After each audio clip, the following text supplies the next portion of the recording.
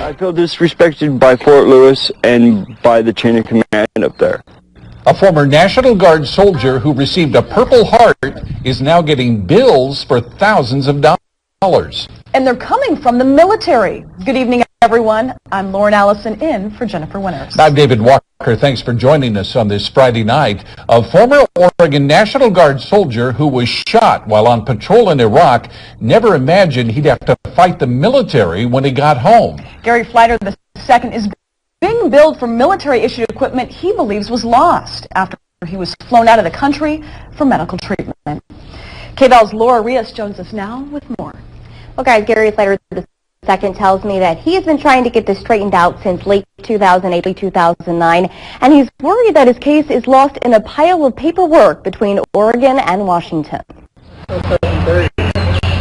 Gary Fleiter II is a member of the new generation of disabled veterans. He joined the Oregon National Guard after September 11, 2001. 6 years later, in September 2007, a sniper in Iraq shot him. This is the entry here, and this was the exit. Fleiter will wear this brace for the rest of his life, a permanent reminder of an event he barely remembers. I remember grabbing a hold of my leg and pulling my hands out and realizing that I had blood on my hands, and then from that point on until I got loaded onto the striker was just a big blur. Fleiter received a Purple Heart 3 days after he was shot, and almost 2 years later he got this bill from the military for missing equipment.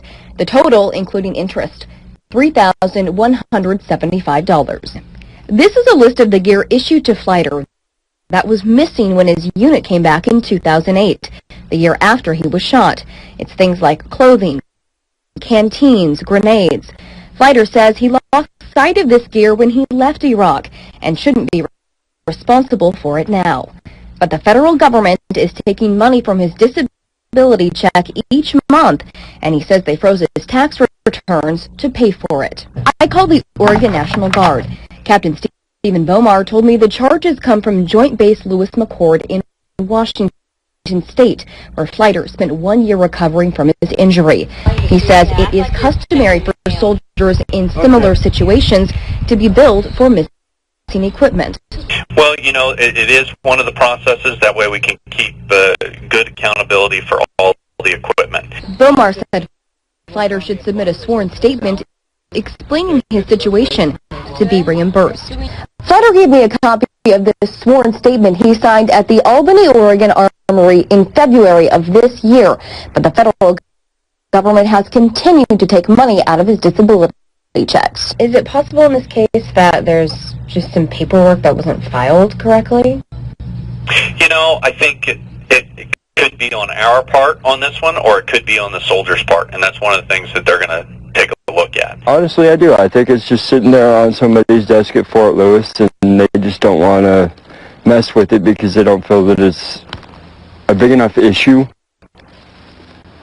To them, it's a stack of papers, but to you, it's... To me, it's my livelihood. Fleiter is frustrated with it all. He just wants to focus on his upcoming 9th leg surgery and adjusting to life after war.